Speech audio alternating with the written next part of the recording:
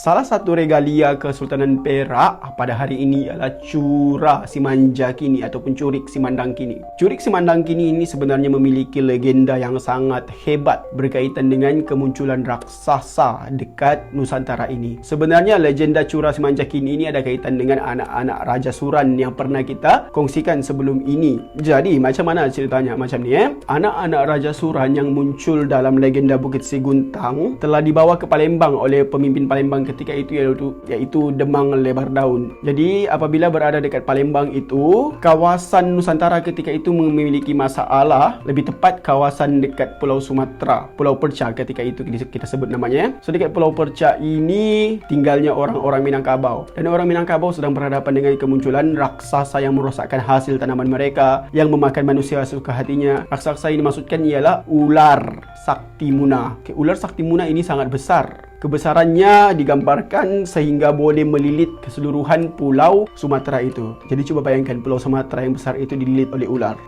Jadi kaiju ni besar lah kan. Pemimpin Minangkabau ketika itu bukan kita beri nama, memang itu nama dia, Pati Suatang. Pati Suatang ini dia menghadap Demang Lebar Daun di Palembang. Dia cakap dengan Palembang, "Wahai Demang, bagilah seorang anak Raja Suran yang berdaulat ini, yang keturunan Iskandar Zulkarnain dan Sulaiman alaihi salam, untuk menjadi raja dekat Minangkabau." Demang Lebar Daun pun setujulah. Lebih kurang macam ni lah dia punya dialog "Hamba rajakan Sangsa Purba di Minangkabau, maka sembahlah mereka sebagaimana Palembang menyembahnya." Sangsa Purba sebenarnya adalah nama lain bagi anak sulung Raja Suran, iaitu Nila Utama. Nila Utama ni nama dia sudah ditukar oleh Demang Lebar Daun menjadi Sangsa Purba. Jadi Pati Suatang pun dia bawa lah Sangsa Purba ini ke Minangkabau semula. Masalahnya tidak semua orang Minangkabau setuju berajakan Sangsa Purba. Bagi mereka Pati Suatang pun sudah cukup sebenarnya. Tapi Pati Suatang berkeras, tak boleh. Minangkabau ni dia perlukan raja yang berdaulat. Tidak sama enggang dengan Pipit. Walaupun Pati Suatang itu hebat, tapi Sangsa Purba, anak Raja Suran, lagi hebat daripada dia. Sesuai dengan janji kepada Palembang, Sangsa Purba pun dibinakan istana. Kisah ini sebenarnya asal-usul kepada istana Pagaruyung juga sebenarnya. Bagaimana cara Sangsa Purba untuk mendapatkan keyakinan rakyat Minangkabau ketika itu? Ketika Sangsa Purba dia muncul di permukaan daripada bumi Dika, sebenarnya dia bawa regalia ataupun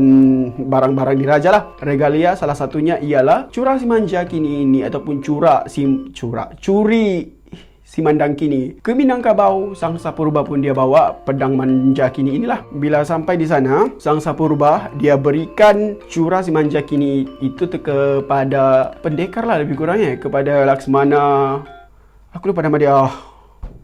Laksmana dekat Minangkabau ketika itu namanya Permas Kumambang. Jadi Permas Kumambang ini diberi mandat untuk menggunakan Curi Simanjakini untuk membunuh ular raksasa yang diberi nama Saktimuna itu. Berkat bantuan Curi Simanjakini, Permas Kumambang dia berjaya bunuh ular Saktimuna. Ular Saktimuna telah dipenggal 3. Masalahnya Curah Simanjakini pun jadi sumbing 9. So sebab itulah regalia Perak hari ini kalau tengok ada sumbing sebab potong ular yang besar ni lah. Begitulah kisahnya.